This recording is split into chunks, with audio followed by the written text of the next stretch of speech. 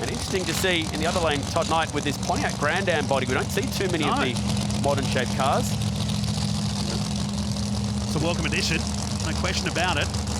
The more speeds have made the track up here. I was touching on the fact they got Old Faithful, Smoky, their engine that they used for many years, after heavily damaging the previous engine, and only its third pass at the Perth Motorplex at the season finale this year. In fact, we get a chance later on. There's a box full of parts down there they've got on display.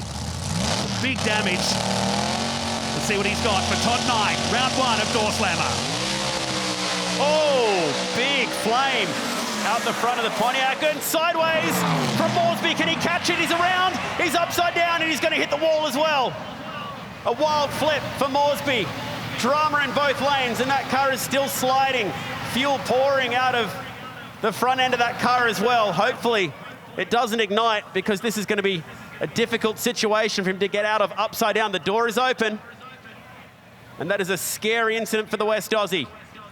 And right where our safety crew is at the end of the track, that's gone on almost to the end of the braking zone.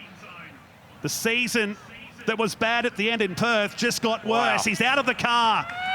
What a sight. That was a big one.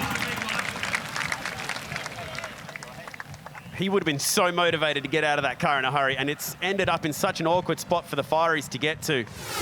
Not at the start line, not quite at the very end of the finish line. Now watch left first, because this was a huge flame out. Oh, boom! Wow. Big nitrous pop at the front of that motor. That car runs nitrous, the only one that we've got that we've seen so far. Not nitro, but nitrous, very different. And that can happen on the start line when that mixture goes wrong. And in the other lane, wild moment for Moresby. Look at the slide. He tried so hard to fight it and catch it, couldn't quite get there. So Ryan Moresby, right-hand side of screen. He's already going to get disqualified here by the time he whacks the timing beam. But that's the least of his concerns. That car comes over, hits the wall right-hand side, and skids down the track on its roof for at least 200 metres past the finish line. And he was quick to exit this Denani Hot Shots entry. That was a wild, wild moment. And that car still went through the finish line at 180 odd miles per hour, so still nearly traveling 300 clicks upside down. And Bryony, that was a scary moment. It sure was. But Ryan, you're standing here half smiling. What on earth?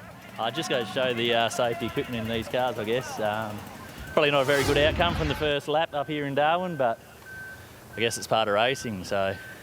That was spectacular. What was it like from inside the cabin? Have you had a slide like that in your career? I've had a slide like that before, but that one just kept on going, and then, yeah, just trying to correct it slightly, and it just, yeah, got worse and worse, and yeah.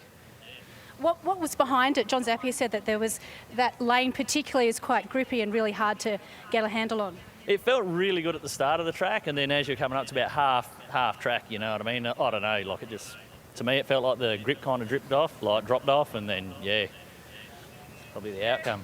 Well, if you can't be fast, be spectacular, and you've certainly done that tonight. All the very best in getting this back together. No worries. I'd just like to, yeah, say sorry to all the crew and all the sponsors. Probably not the way we want to end the event or whatever, but I guess, yeah, it's part of the racing game. Thanks, Ryan.